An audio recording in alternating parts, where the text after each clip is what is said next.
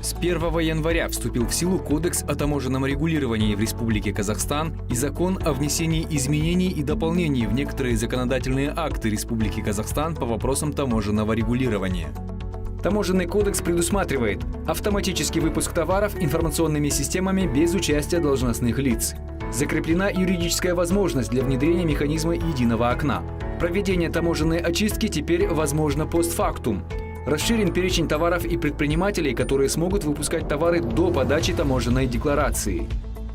Сокращено время завершения таможенного транзита и время оформления транзита при продлении сроков выпуска. Бизнесу представляется возможность по отсрочке уплаты ввозных таможенных пошлин и налогов. Продавать и покупать товары в дьюти-фри теперь можно лицам, прибывающим из одной страны ЕАЭС в другую.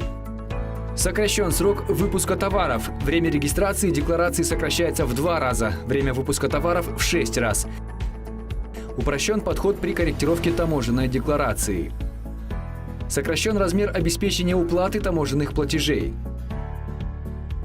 Введены 3 типа свидетельств для уполномоченных экономических операторов.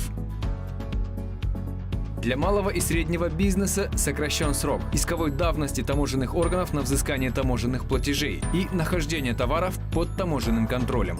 Упрощены требования для владельцев свободных складов, таможенных складов и складов хранения собственных товаров.